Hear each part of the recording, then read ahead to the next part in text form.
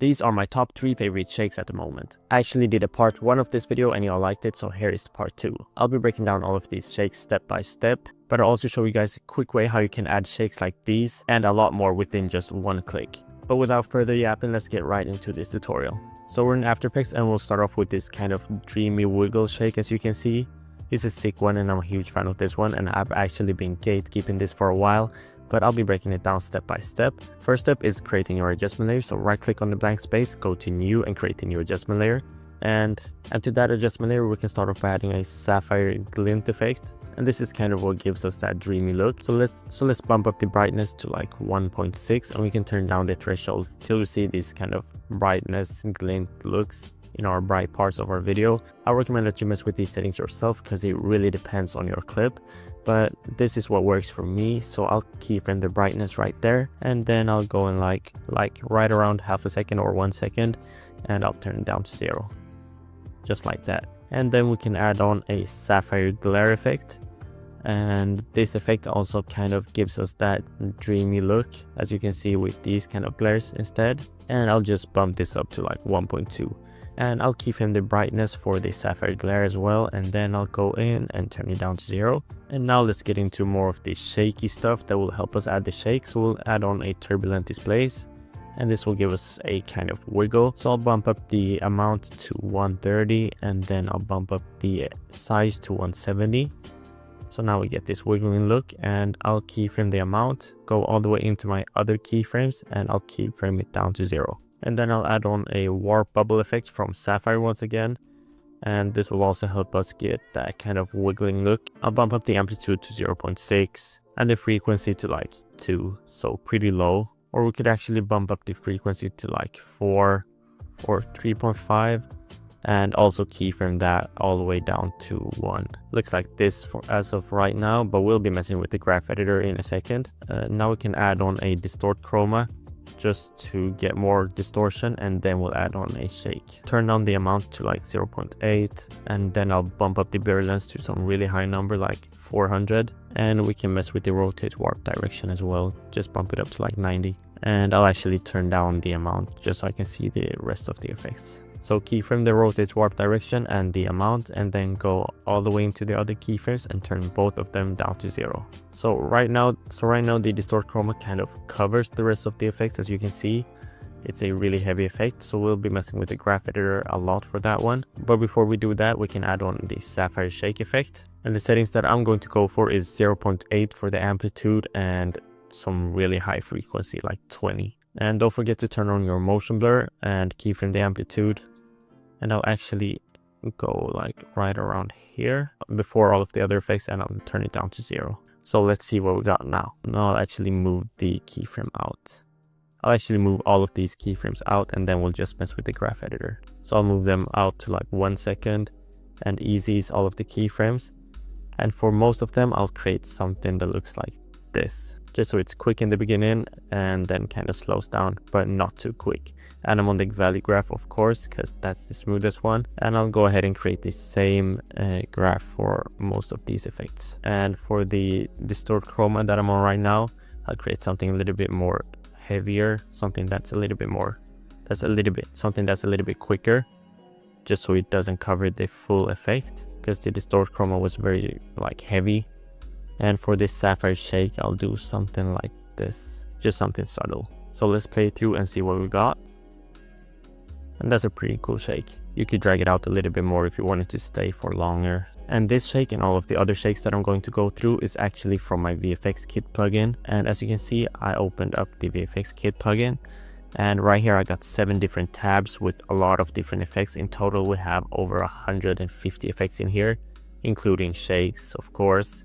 As you can see, here's the glow wiggle that I just broke down, and we have a bunch of other wiggle effects. As you can see, I'm not breaking down any of these in this tutorial, but we also have this Displacer shake that I'll be breaking down, and just a lot of my favorite shakes. Not just these trippy shakes, but we also got some basic ones like this smooth vertical shake with a flash, everything that you need for music video editing basically. And in the road effects tab, we got a bunch of road effects, background effects, you know, all of that good stuff.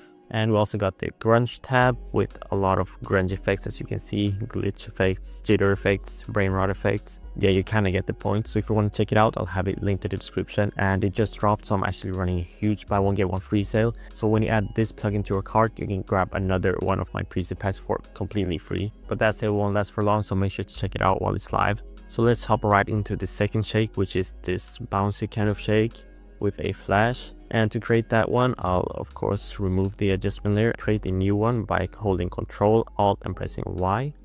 And here we got a new adjustment layer in place. So we can start off by adding on a wave warp effect, and I'll keep the wave height at 40 as you can see, and we can actually turn up the width to like 70. And let's keyframe the wave height and go in like 1 second and turn it down to 0. It looks really goofy right now, but we'll be spicing it up. So let's add on a turbulent displace, same effect that we used last time, but this time we won't be messing with the size, just the amount. Bump it up to 132, then go all the way in and turn it down to 0. And for the evolution, I'll be holding Alt while I press the stopwatch. And in here, I'll type out time times like, let's do 80, just like that. Then I'll add on the sapphire shake effect. And this time I'll be messing a lot more with the effects, so we can start by bumping up the amplitude to 1.5 and the frequency to, let's do 12, and keyframe the amplitude and turn on motion blur. And I'll turn down the X random amplitude to 90. And then for the X random frequency, I'll do 0.6. And then I'll open up the Y shake tab, and right here I'll bump up the Y random amplitude to 400. Or let's do 350. And now we'll have a vertical shake instead. And I'll turn down the amplitude to 0 right here. It's a very strong vertical shake right now, so we can turn down the frequency a little bit. I'll turn it back to 8, just like this. And now I'll add on the transform effect, just add on a zoom.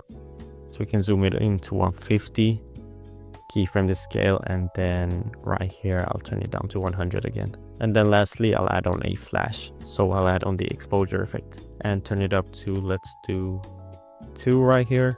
Go in 3 frames, turn it down to 0. Go in 3 frames once again, or 2 frames this time, and I'll bump it up just a little bit to like 1.2 and then back to 0. Just like that. So we just got a simple flash in here. I'll actually do one more flash, just a tiny one right here, and then back to 0.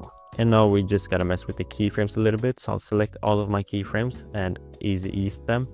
And for the wave warp, I'll open up the graph editor and create something like this, just something basic, and I'll do the same for the rest of the effects. So now we got this going on.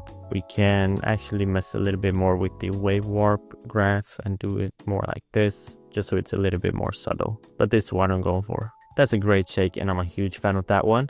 I'm like half asleep right here. I'm barely awake. But that's it for that shake, and now let's do the last one right here. The last shake that I'll go through is this Displacer shake that uses the Displacer Pro effect. So we can start off with an adjustment layer, go ahead, create it, and let's add on the Displacer Pro plugin.